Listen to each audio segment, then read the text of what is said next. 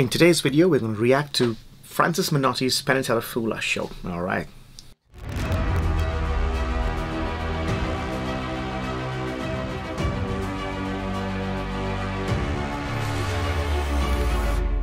Hey everyone, welcome to another video. This is Francis Monetti. Now, he is a big name in Magic, at least back in the early 2000s when I just got into Magic. He was, I don't know, probably is still a creator in Magic. I don't know if he's released a lot of products, but back in the day I heard his name a lot, and I'd seen a couple of his DVDs of him teaching some of his stuff. So he is one of the creators in Magic. I think anybody who's released a product in the Magic community is a creator, and that is, I think, one of the goals that you should have. If you're watching this and you're a magician, and maybe you just like performing, but even if you are, I think the whole thing about Magic is the creativity, because it's so easy to just go out there and buy a product that somebody else has taken time and effort to create. But if you actually do this yourself, you can take an existing trick. You don't have to create a whole new genre, but adding something that is different, something that is not in the instructions of the magic trick, you will feel so happy when you do that, and you would want to perform that even more. I've heard of magicians, these are proper working magicians, and I don't want to give any names, but people I've sat with and they said they're bored of Magic, they just do it for the money. And it's a shame. I know, I can see where it comes from, because you have to pay the bills and you have to do these jobs and you got to do the same old thing because it works and you've been doing it for years. But I think they lose that creativity, and it's such a shame, because I enjoy creating things. Now, although I'm doing the same old things, sometimes I'll work on something new. Maybe it's not good enough to put it into my act, but I always like trying something different, looking at something and go, how would I do it? What else can I add to that? So that's the whole creators. But enough of me talking about creators. There's a video I've done in Zoom chat, so a lot of these topics are covered on there. Now, a lot of you don't watch those Zoom videos, and the reason I don't do those anymore is because the quality suffered. I couldn't really get good quality doing these Zoom chats, and the voice wasn't really matching, and it was not very good, and that's why I stopped doing it. But I might start it again. I might meet a lot of magicians once this whole pandemic finishes. We can travel. I want to actually go meet magicians and have an interview with them so we can give you better advice. So let's go straight into this performance with Francis Monetti. Let's watch his VT. 5 years since I was on the Penn & Teller show, and it was okay. He has been on there before. And pretty terrifying at the time. He will fool Penn & Teller. Wow. A whole lot has changed since I've been on the show 5 years ago. Oh, he looks so different. I recently got married to my best friend and performance partner. Lindsay is also a magician. It's been an exciting journey working with someone on equal footing on stage and off. My career did pick up quite a bit, especially in magic consulting for other magicians, for film and TV. Yeah, it's a consultant. Exciting. I'm going to try to fool Penn & Teller for the second time, but frankly, they've had 5 years of practice at this, and I think they're getting better every day, so I got my work cut out for them. Seems like a nice guy. With two randomly selected members of our studio audience, please welcome previous fooler, Francis Monetti. Is he going to fool them again? Thank you. We're going to play a little game of assumptions here. What might you assume would be in a small wooden box about this size and shape belonging to a magician? Cards? Cards. It's an excellent choice. You could have said coins, keys, anything that would fit inside the box, but you said cards, and that happens to be correct. Not necessarily a full deck, but that's not much of a surprise now. Now, at this point, you might assume that this is a standard pick a card, find a card trick, right? Not quite. I am going to have you take a playing card out, write your name across the face of it. I'll give you a marker to do that. If you just lean forward and sign right across the face, big bold letters, and then show it to the camera as well, please. And it was Fred? Fred. Would you mind taking out a dollar bill? We'll need that in just a minute. Okay. Thank you, Janine. It looks a bit suspicious the way he's holding the deck. I don't know if... Maybe it's just me. Maybe it's gonna end up to nothing. I haven't seen these videos, by the way. But the way he's giving the cards, we'll see, we'll see. Excellent. Janine, I'm going to allay your assumptions for just a minute and tell you exactly what's going to happen before it happens. Your card is going to disappear from the deck and reappear inside the box. You have that dollar bill? Yes. May I just place it right here?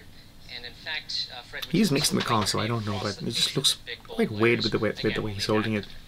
Don't worry, it's not illegal. It just annoys the government. I'm fine with that. Janine, like I said, your card's going to disappear from the deck and reappear inside the box. Here's the question, though. Where's the box? There? There, it's a great assumption, right? Yeah, that's what we saw before.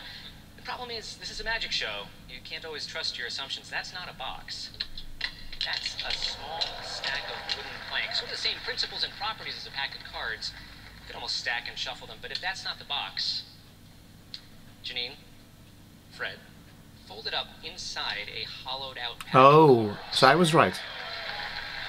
One playing card. Now, Fred, here's the magic moment. If you'd be so kind, unfold that for me and show everyone, especially the camera, if that's actually Janine's playing card. Is it? Oh, wow, that was great. I absolutely loved it. My brain was saying, okay, that's the book. Sorry about spoiling it for you by saying he's holding it weird. I shouldn't be talking while I do this, but that was genius. I absolutely loved it. What a great transposition with the wooden things. Fantastic. That's a card, obviously, yes. I don't know how he actually Mercury folded that card there, but so quickly. But that was a trick I was trying to use to try and fool Penn and Teller. Mercury folding thing. That's only magicians get that. We're going to play another game of assumptions, and that is involving your dollar bill. You signed your name across the face of it, Fred. It's the only one like it in the entire world, right? Now, what's he doing? It's all about assumptions.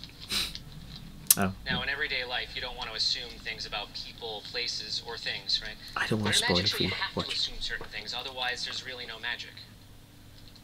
For example, well, if you don't assume that we have gravity, you won't be impressed when something floats, right?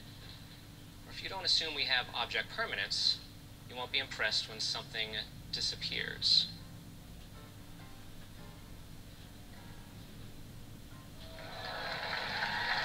That was good.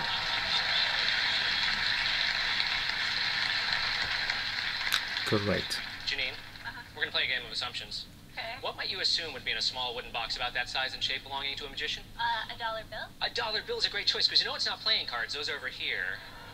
If it's not playing cards inside the box, one folded up dollar bill, would you go ahead and unfold that and show everyone the signature? Is that?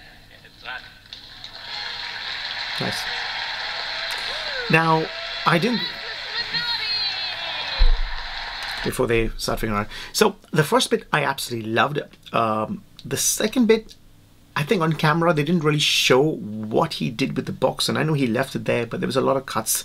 And I didn't like the fact that they cut a lot of the bit out in the second part of this with the dollar bill. I think there's a lot of easier ways to and cleaner ways to vanish a dollar bill.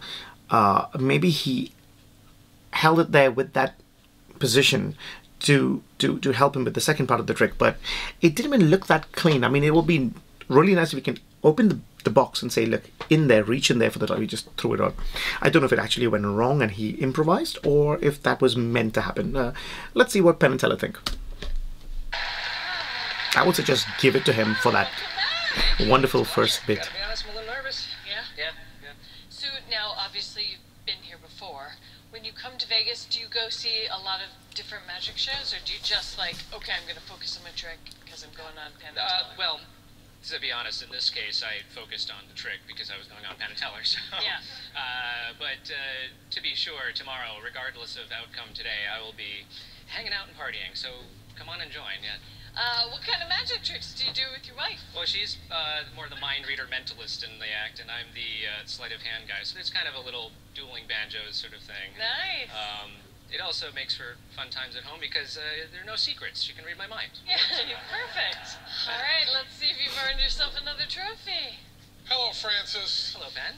In terms of full disclosure, we have to say that Francis is a friend of ours, very good friend of Teller's. Teller's known him for years. They've been good friends. They talk about magic all the time and everything else. And just because you're really good friends does not mean we're not going to try to bust your ass. Oh, I look forward to it. That's what makes it really, really fun.